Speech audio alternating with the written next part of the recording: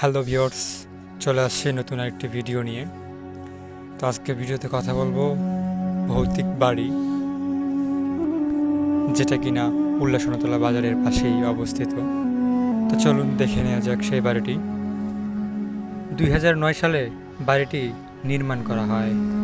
তবে 2009 সাল থেকে এই বাড়ির মালিক 2015 সাল পর্যন্ত এই বাড়িতেই জীবনযাপন করেন। তবে 2015 সালের পর থেকে এই বাড়ির মালিক এবং তার পরিবারের কাউকেই দেখা যায়নি। কিন্তু বাড়ির গেটে ঝুলিয়ে রেখেছে ছোট্ট একটি তালা।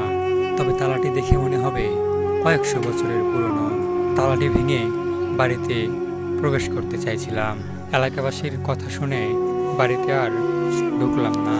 তবে বাড়িটির চারপাশে ঘুরে যা দেখলাম, তাতে মনে হলো কয়েক যুগ ধরে এই বাড়িতে কোনো লোক প্রবেশ করেন না। তবে মানুষের আনাগোনা না থাকলেও ভূত পেয়ে তার সাববিচ্ছুর দখলে এই বাড়িটি। তবে দিনের বেলায় বাড়িটির চারপাশে মানুষের আনাগোনা থাকলেও সন্ধ্যার পরে বাড়িটির চারপাশ একেবারেই নির্জন। তবে শুনেছি পরিত্যক্ত এই বাড়ি থেকেই ভেসে আছে কান্নার আওয়াজ। রহস্যে ঘেরা এই পরিত্যক্ত বাড়িটির কথা জানতে চাইলে এলাকাবাসী অস্বীকার করে। তবে পরিত্যক্ত বাড়ি থেকে ভেসে আসা কান্নার আওয়াজ আর শিয়ালের ডাক, এ যেন এক গা শিউরে ওঠা ভৌতিক কাহিনী। তবে জানতে পারলাম পরিত্যক্ত এই বাড়ির মালিক রাতে 3 ছেলে মেয়ে সহ ঘুমিয়েছিলেন।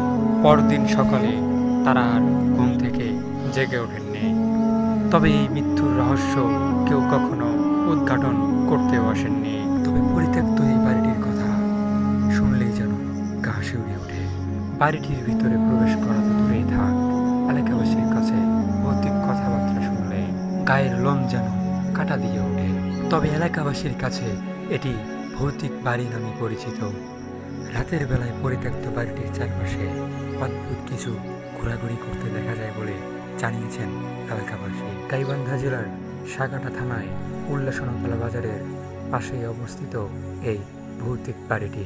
তো আপনারা যারা এরকম ভিডিও আরও বেশি বেশি দেখতে চান, অবশ্যই আমাকে ফলো দিয়ে পাশে থাকবেন এবং আমার ভিডিওটি শেয়ার করবেন। চেষ্টা করব ভালো কিছু উপহার দেওয়ার জন্য। ভালো থাকবেন, সুস্থ থাকবেন। দেখা হচ্ছে নেক্সট ভিডিওতে।